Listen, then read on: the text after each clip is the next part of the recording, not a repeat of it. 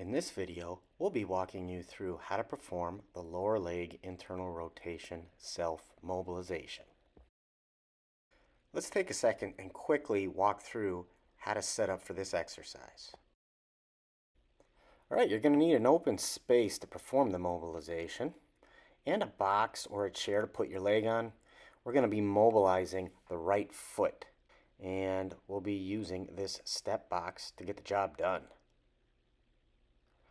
We'll need our feet shoulder width apart.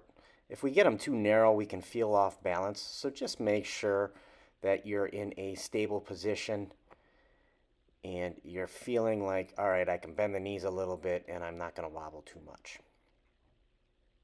From there, we'll put the leg up that we want to mobilize. And we make sure that the heel is underneath the knee and that the hip is at roughly 90 degrees to the trunk, so we have a right angle there. On the leg that's on the ground, you'll notice that my foot is turned outward. We don't want that. So pay attention to that and straighten it out. It doesn't have to be facing exactly forward, but pretty close to. So we're all set here. The movement we're going to perform involves us shifting our weight forward onto that lead leg.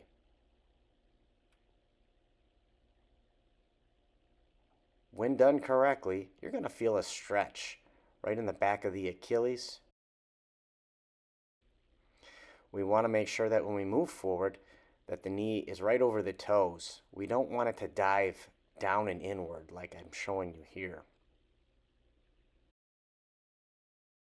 Now let's talk about how to perform this mobilization. We'll begin by putting our hands around the calf and preloading the leg by twisting it inward and pushing down. From here, we slowly rock forward, keeping the knee over the second and third toes, and return to the starting position. Notice how slow and controlled this is taking place. While performing this mobilization, we should not feel pinching in any of the following areas. On the front side of the ankle being mobilized, the front side of the hip on the same side that's being mobilized, and lastly, the front side of the ankle that's in contact with the floor. If any discomfort or pinching is felt, please revisit the setup instructions and try again. This should be a pain-free mobilization. Here's a bonus modification that you can apply with the use of a floss band. Now with this modification, the only thing that changes is that we apply a floss band prior to actually performing the mobilization. So the setup is going to be exactly the same. However, when we put the floss band on, we're going to make sure that we pull and go around the inside of the leg first. So you can see that I'm rolling in front and across, and then I overlap, making sure that I'm not leaving any space between each crossing of the band as I go around the limb. It should never be so tight that you lose feeling in the foot.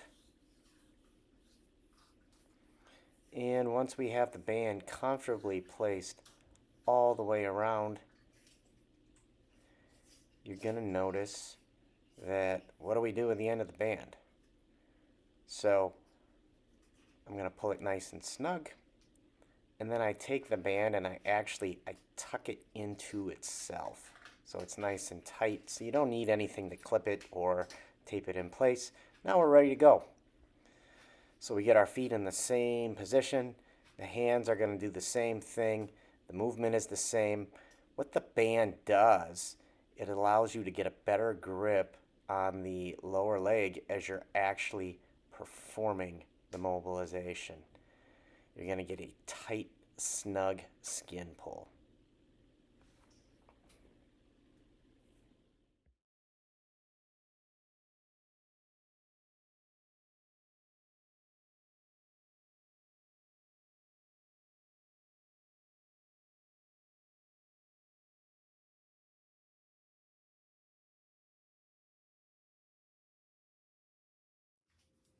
Here's a test you can administer to yourself before and after, just to get an idea of how much looser you feel. So pay attention to how far forward you can actually move, in addition to how well your foot feels like it's gripping the surface that it's on.